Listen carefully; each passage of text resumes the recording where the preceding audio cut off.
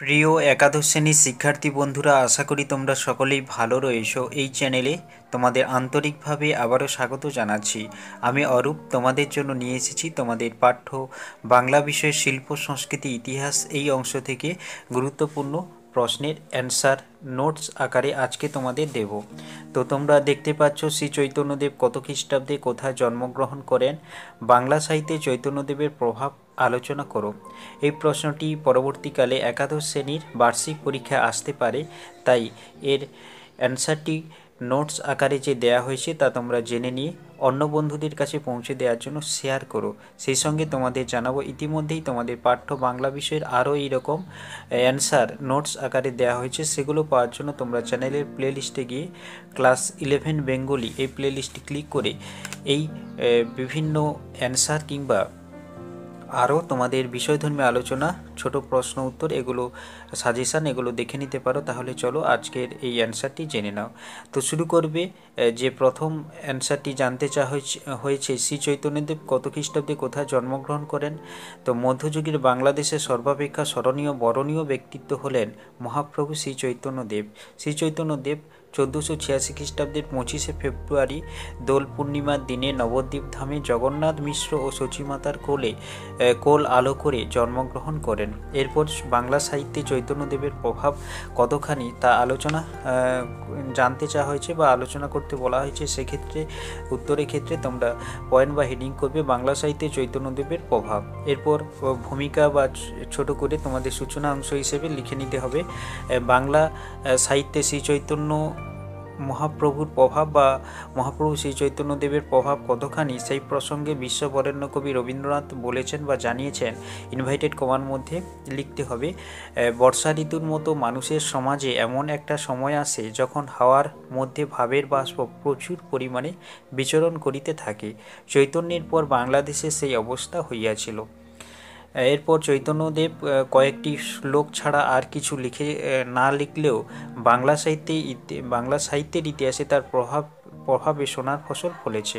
এরপর যে প্রভাবগুলো রয়েছে সেগুলো সূত্রাকারে রয়েছে, পয়েন্ট আকারে আমি দিয়েছি, তোমরা জেনে নাও। চৈতন্য পূর্ব সাহিত্য, মহাপ্রভু শ্রী চৈতন্যদেবের আবির্ভাবের পূর্বে যে বৈষ্ণবপদ রচিত হয় আধ্যাত্মিক আদর্শ ছিল, কিন্তু চৈতন্যদেবের জীবনের আলোকপাতে পদাবলী সাহিত্যের নতুন আধ্যাত্মিক স্তরে রাধা ও কৃষ্ণ জীবাত্মা পরমাত্মার প্রতীকে পরিণত হয়। চৈতন্যদেবের শুভ আবির্ভাবে বাংলা সাহিত্যে বৈষ্ণব পদাবলীতে চৈতন্য পূর্ব, চৈতন্য সমকালীন, চৈতন্যোত্তর যুগের সৃষ্টি হয়। এর পরের পয়েন্ট, বৈষ্ণব ভাবের বিকাশ। বৈষ্ণবীয় রাধাকৃষ্ণের প্রেমলীলাকে চৈতন্যদেবের জীবনের সঙ্গে মেলবন্ধন করে রাধাকৃষ্ণের যুগল অবতার বলে মনে করায় বৈষ্ণব পদাবলীতে এক নতুন দিগন্তের সূচনা করে। বৈষ্ণব ভক্ত কবিরা বৈষ্ণব পদাবলীতে এক বিকাশের পথ পেয়ে বৈষ্ণব পদাবলীকে আরও সমৃদ্ধ পরিণতি দান করেছেন। এরপর গৌরচন্দ্রিকা ও গৌরাঙ্গ বিষয়ক পদ। তো এই পয়েন্টের মধ্যে রয়েছে শ্রী চৈতন্যের দেবোপম জীবন কথাকে কেন্দ্র করে রচিত সৃষ্টি হয় বা রচিত হয় লিখতে পারো, যে এটা কেটে দিতে পারি আমরা, সৃষ্টি হয় গৌরাঙ্গ বিষয়ক পদ। আবার এই ধারার মধ্যে এক স্বতন্ত্র ধারা সৃষ্টি হয়, তা গৌরচন্দ্রিকা বিষয়ক পদ।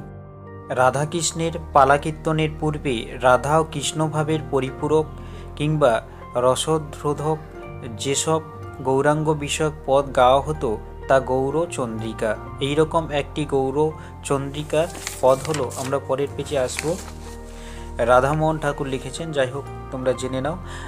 আজু হামকি পেংলু নবদ্বীপ চন্দ করতলে করই বয়ান অবলম্ব পুনঃ পুনঃ অবলম্ব পুনঃ পুনঃ গতাগতি করু ঘরপন্থ খেনে খেনে ফুলবনে চলই একান্ত। তো এরপর পরের যে পয়েন্ট তা হলো জীবনী সাহিত্য। চৈতন্যদেবের প্রভাবে বাংলা সাহিত্যে প্রথম জীবনী সাহিত্য রচনার সূত্রপাত ঘটে। মহাপ্রভু জীবনকে কেন্দ্র করে সংস্কৃত বাংলা ভাষায় জীবনী সাহিত্য লেখা হয়। মুরারিগুপ্ত তার করচাতে, বৃন্দাবন দাস তার চৈতন্য ভাগবতে, কৃষ্ণদাস কবিরাজ তার চৈতন্য চরিতামৃত গ্রন্থে চৈতন্য জীবন কথাকে তুলে ধরেছেন। এরপর অনুবাদ সাহিত্যেও চৈতন্যদেবের প্রভাব লক্ষ্য করা যায়। কাশিরাম দাস একজন ভক্ত কবি ছিলেন। তার তার মহাভারত সহ অন্যান্য অনুবাদ সাহিত্য শাখায় কাহিনী, পরিবেশ ও চরিত্রে চৈতন্যদেবের প্রভাব কাব্যরসে বিশেষভাবে লক্ষ্য করা যায়।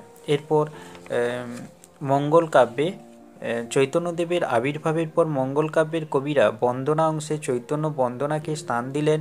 মঙ্গল কাব্যের যে সকল দেবদেবীরা ছিলেন হিংস্র প্রকৃতির, যেমন মনসা দেবী, সেই রকম চৈতন্যদেবের প্রেমের পরশে দেবদেবীদের হিংস্ররূপ কোমলতায় পরিণতি লাভ করেছে।